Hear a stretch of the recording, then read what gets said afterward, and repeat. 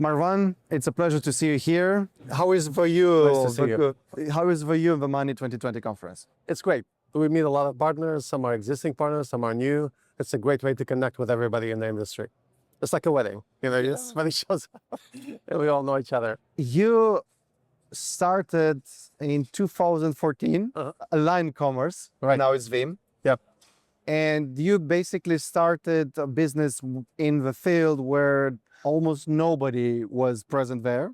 And you had the vision that things will change in the future. Based on full decade of stablecoins work, now the stablecoins are the topic, the most preferable topic at different conferences.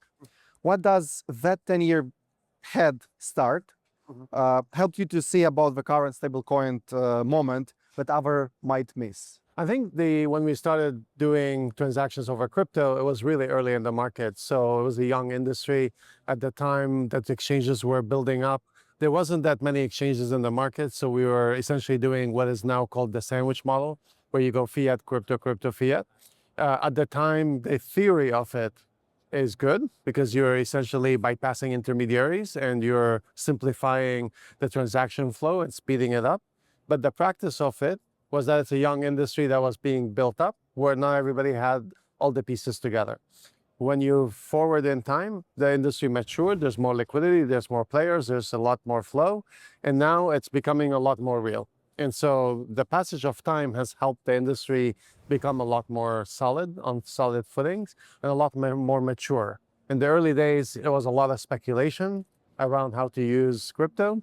It was primarily people buying it to keep it and play with it, trade it. Now we're seeing emergence of real use cases that actually have economic benefits to the user. So the industry evolved quite a bit. Most of the stablecoin conversation here, and not only here at this conference, but the last year at least what I'm hearing, is about enterprise treasury. And enterprise treasury means that everybody is speaking about big companies like GPM, BlackRock, and so on. But what about the SMBs? Yeah, I think there's a lot of actually applications for SMBs because there's three different use cases in stablecoins. There's what we started with, the sandwich model, which we use it as a way to essentially eliminate wire transactions and make it faster to move money around. So that's like use case number one. Use case number two is accepting stablecoin from different parts of the world. So think of, I'm in an SMB, I'm selling goods, I need to collect payments from Africa. Stablecoin is a really simple way to pick up USDC or USDT from Africa, terminate it, and ship the goods to the buyer in Africa. The other use case is paying out to different parts of the world. And so that's a separate use case where, a business has contractors or service providers in different parts of the world, and they want to pay them, they want to make it really simple to pay, so you pay with stablecoins. So we see three different use cases. There's the treasury management use case, there's the acceptance use case where you accept a stablecoin, and there's the payout use case. And they all have different trade-offs to them or different niches to them. But collectively, between the three of them, there's a big volume in this industry, and it's building up. It's becoming very scalable volume. Stripe, just recently purchased Bridge. Bridge is also connected to the topic of SMBs and so on. And Bridge was basically building something similar as you did, as your company is doing. Yeah. I know that you have some connections with Bridge also. Yeah, they're one of my partners. Yeah. Yeah. And how was your honest reaction on when Stripe purchased Bridge? I think it's great. It's great for the industry. It makes the industry more mature. And they, Stripe is a big player, and it's a big validation that the industry needs stablecoin rails. And there's a lot of opportunities for stablecoins to play within the larger the larger established financial players. It started with Stripe. Now you see MasterCard, BVNK.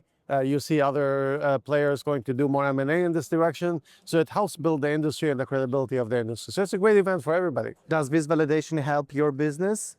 It helps everybody, my business and everyone in the industry, because it's like a way to say, like, these rails are credible and there's real use cases behind them. And I think, Stripe has a big distribution, and they'll be able to also, get a lot more volume up on this rail. If you were speaking about, we spoke about the past experience of the past and the vision from the past. And you're, I think, the right person to ask this question. Yeah. We are now today here at Money20. What do you advise for fintech founders or to CEOs, already established fintech companies to look at to focus at till next Money 2020? In general, there's a lot of attention on payment rails, like how money moves and the speed of it. I think the bigger issue in the industry is really all around KYC and compliance and risk, because that's really where all the issues are. Because, you know, once you set up the rail to move money, the actual money movement is not that complex. You know, you set up the rail, you get it done, and that's it. The headaches and the things to sort out are really on the layers above it, which is how do you automate onboarding of customers? How do you deal with compliance issues? How do you deal with risk management issues? And how do you do it globally? Because, you know, with compliance and risk management, it's a lot of dependency on data. And the data starts to thin out if you go to places around the world where you don't have access to a lot of good data. So it becomes that the challenge becomes a lot more profound. And I think if the industry solves these issues, it'll move money a lot smoother.